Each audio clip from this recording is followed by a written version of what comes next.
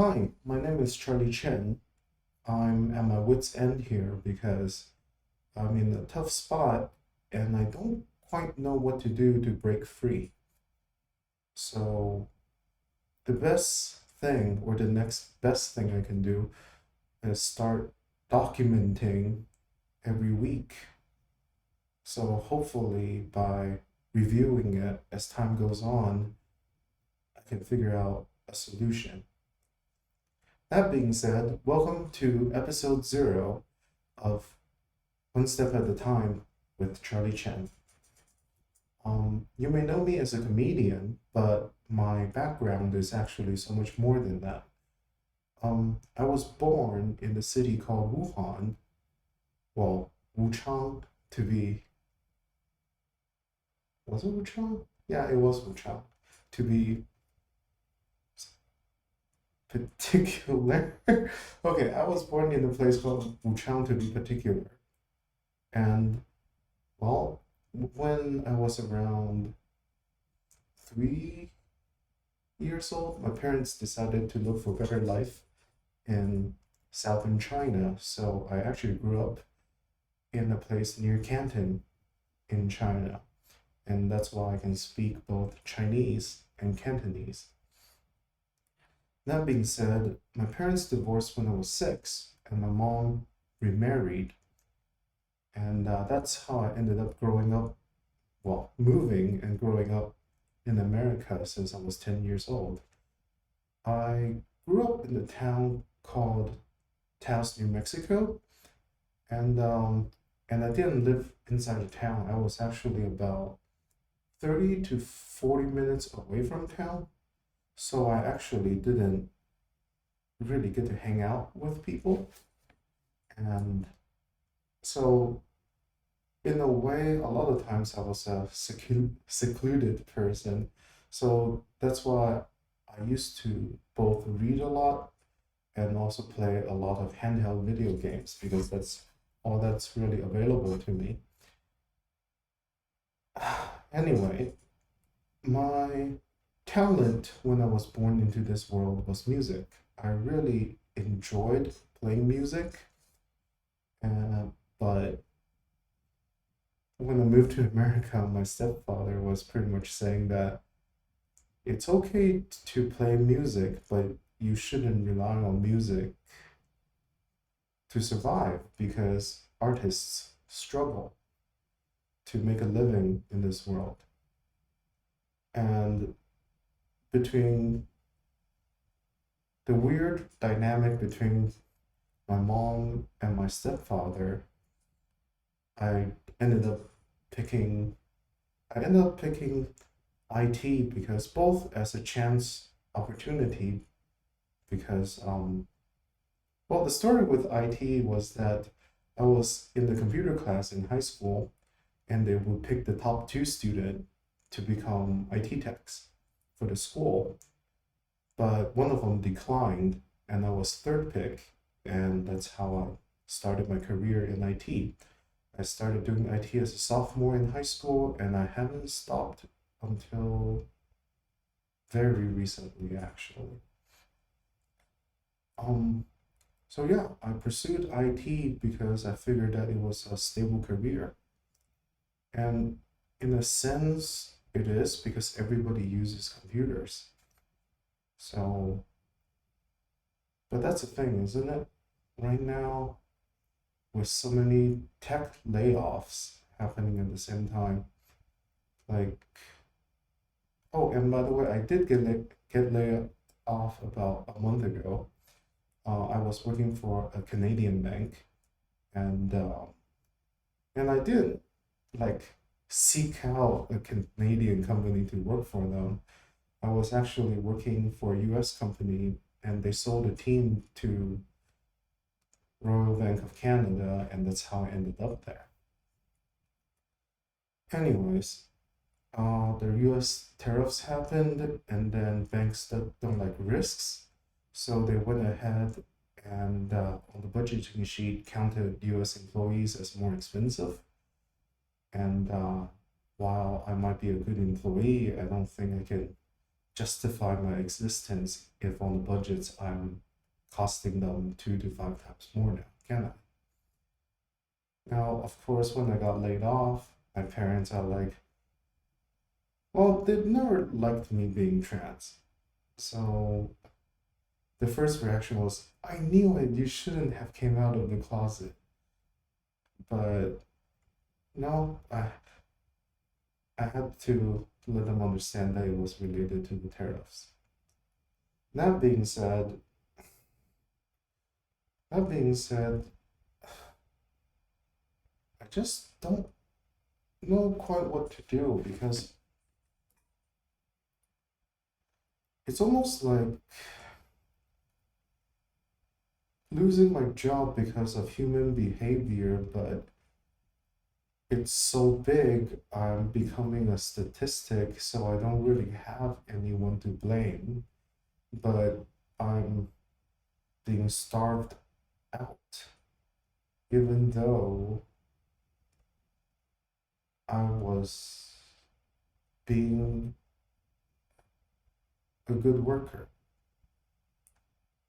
I don't know,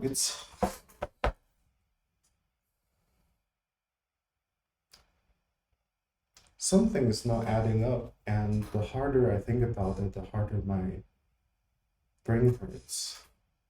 And, but truth of the matter is, I'm being starved out, so I actually don't quite know what to do. And when a person is faced with survival, I try to keep calm, but I do feel that the uncertainty is biting at the edge of my consciousness. It's annoying, but I also know that if I pay them any attention, I might not have what I just need to reach the shore, I guess, for lack of a better word. Anyway, now the biggest thing I guess I'm grateful for, well, here, this is how I ended up at my current situation. So I studied IT and then went to college, majored in information systems. And then afterwards, my I was with my ex at the time and she didn't like small towns. So we ended up moving to Bay Area, California, and we joined the startup there. And the startup didn't do so well, so I jumped ship, ended up working for Skidmore, Owens and Merrill, which is an architecture firm. And there I did IT there, of course, but there I understood that to be a better IT personnel, I had to understand what the business, like how the business works.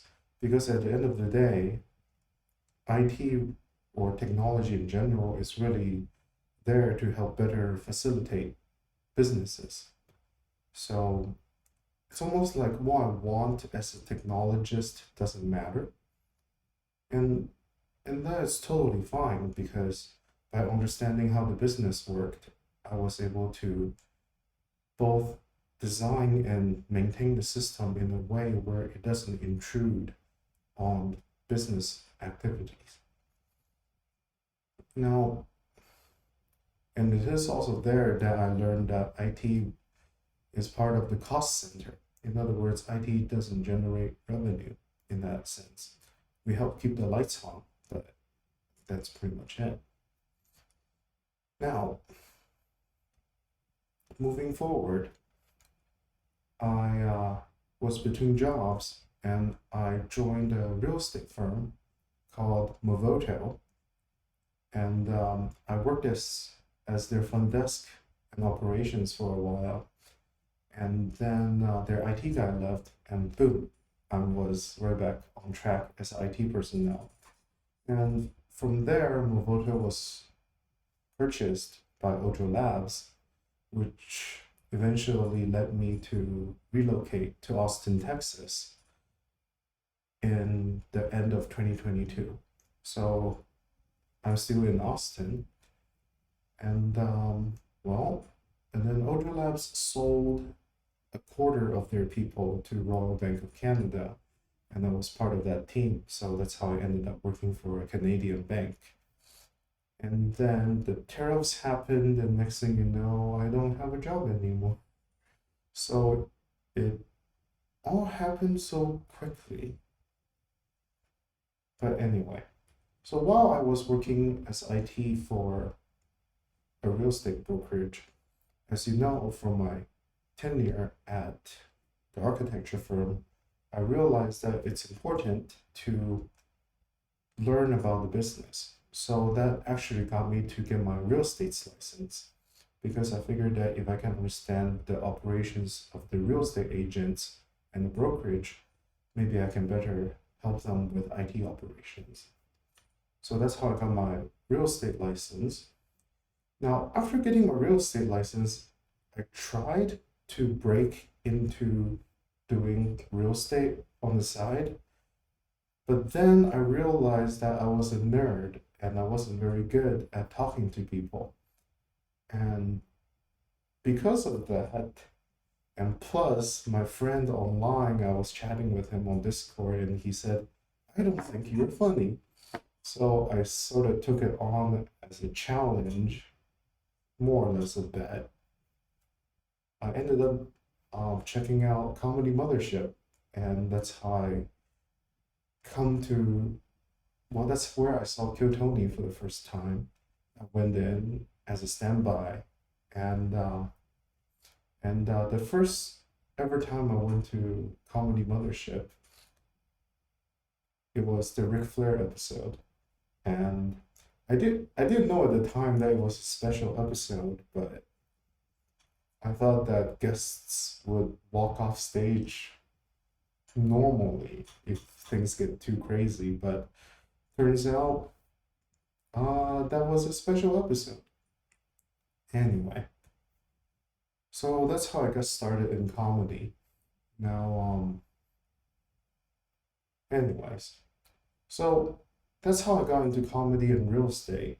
And after I got laid off back in May, I guess in a way I'm very grateful that I got into real estate and I got into comedy.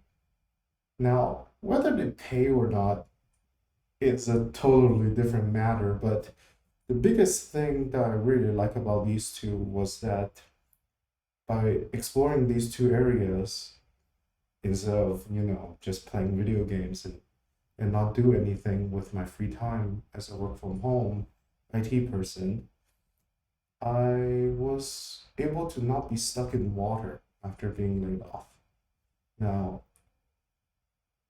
the difficult part is to monetize, marketing and monetize. And I don't know how to do it. And so, yeah, because I don't know how to do it, I'm making this video. So hopefully I can find a way to, because the biggest thing it is like,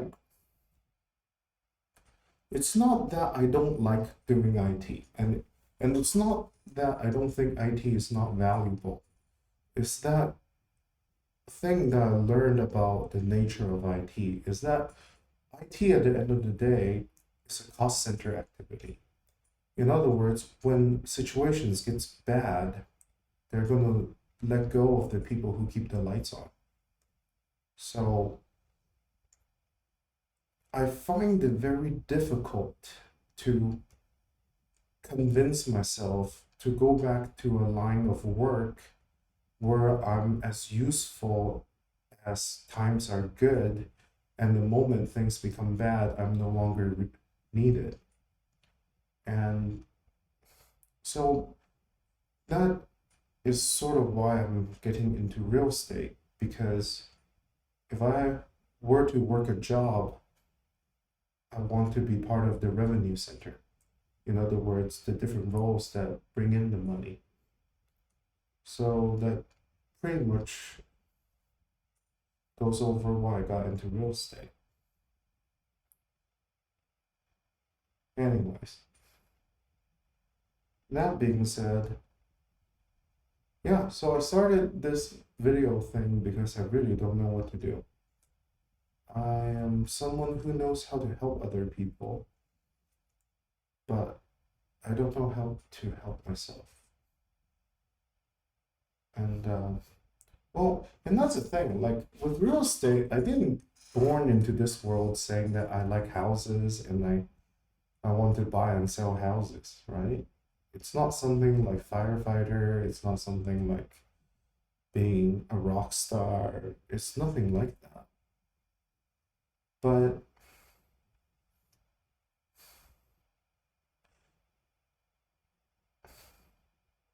it's one of those things where they call it tragedy of commons, where like people don't really care about things that are in public, like a pothole on the road, right? It's like everyone uses the road and everybody agrees that someone should fix the pothole, but nobody actually does, at least without like government intervention or something like that, right?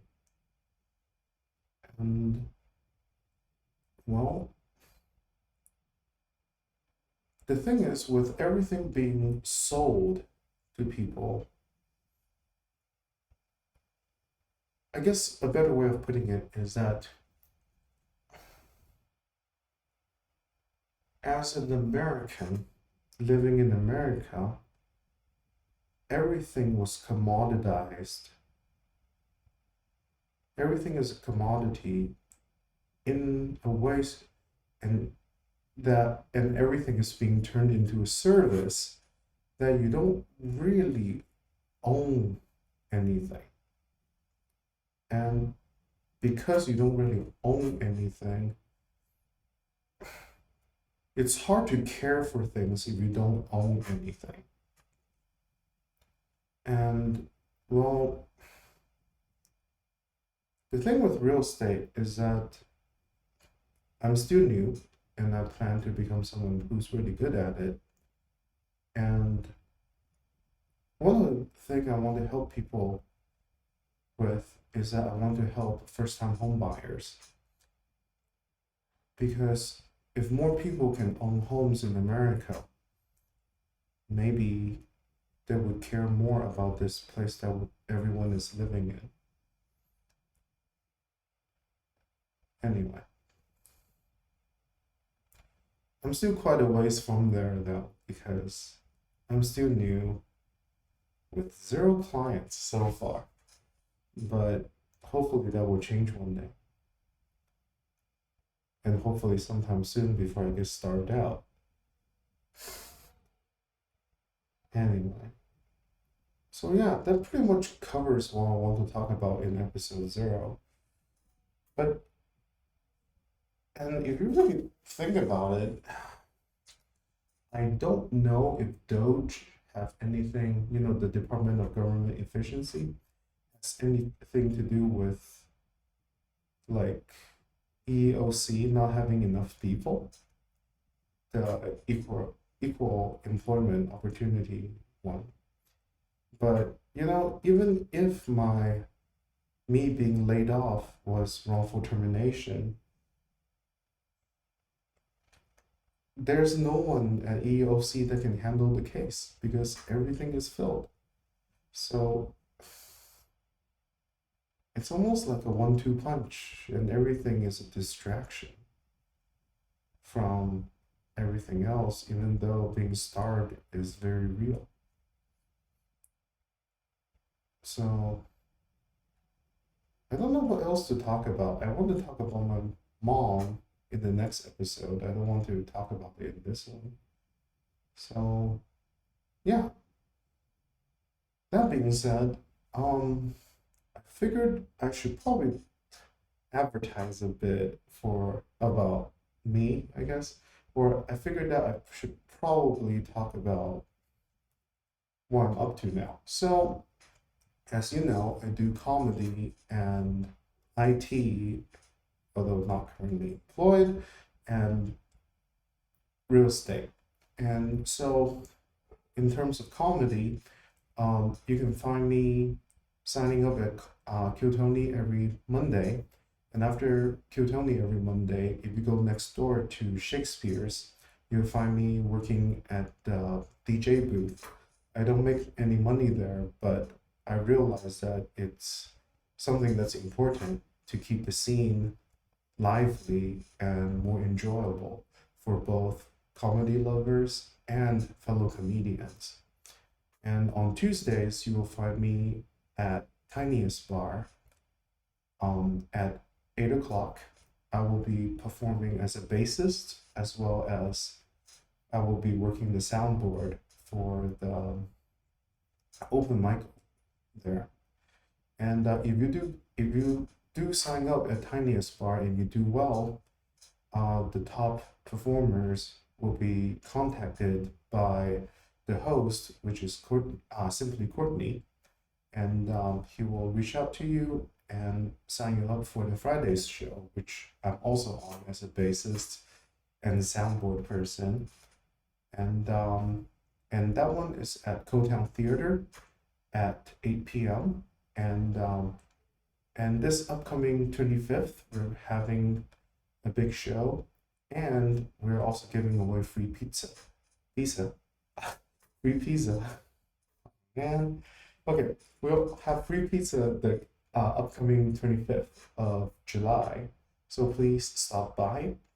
And lastly, I guess in terms of comedy, no, that's actually what I'm doing. I'm just performing comedy at these three mics when I can, since I'm pretty much have my slot whenever I want. So I just write comedy, perform it when I feel I'm ready, and then work in the background, even though none of it is paid. Now, the cool thing about the Friday show, it's called Along for the Vibes. Um, I look at that and I look at Kyotoni from 3 to 5 years ago. It's it's giving the same vibes. It's giving me the same vibes. So I do feel hopeful that one day it does become a big show, like Kyotoni as well. That being said, one last thing. Um, as you know, I work in real estate. I'm currently a real estate agent or realtor because I also got the went the extra mile to become a realtor at Texas Realty at Rock. And you can reach out to me at 737-215-3535. Feel free to leave a message or text it. And yeah, I look forward to helping you with buying, selling, or leasing if you are looking for that kind of service. And who knows, maybe if you just want to hang out, don't, yeah, I mean, I don't have anything better to do anyways. Like, if everything is being done for free because none of it pays, I might as well hang out with people when they see me, right? So, yeah, I hope this won't be the last of me making a video like this. Okay, at least I hope it's more cheerful in the future. But it is what it is. I am doing what I can to stay afloat. And hopefully I get on Q20 soon. I would love to advertise my services there. But yeah, it's not the first time I hit rock bottom in my life. And when it comes to hitting rock bottom, it's one of those things where it truly is over if you give up. Because, like, in the beginning, I used to believe in hope and good because I was told to, and I was naive. But then I hit rock bottom, and then in a way I renounced hope and good then, but then things wasn't getting better. So in a way I come to realize that being hopeful and being good and to move forward with faith in a better outcome is almost a responsibility. So you sort of have to maintain a positive outlook and keep moving forward. So I don't know your situation. Mine is rough right now. If yours is rough too, um, let's keep our heads high so that we can keep moving forward. That being said, I think that's what I really want to talk about in the 0th episode of One Step at a Time with Charlie Chen. I, I don't know if it is therapeutic for you, but in a way, it's like a part of myself I've shared with you. And yeah, so now you know a little bit about me. I hope that you will keep watching, and who knows, maybe one day it won't suck so bad. Well, enough of this. Like, this is too much self expression. It's making me feel weird. I'll talk to you guys later. I'm still writing jokes. I haven't really put up any videos because I sort of don't want to spoil them, but I come to realize that it's important to put out jokes, so I'll look into it. That being said, it's almost 30 minutes. What are you doing here? Thank you. I'll see you next time. And thanks for stopping by.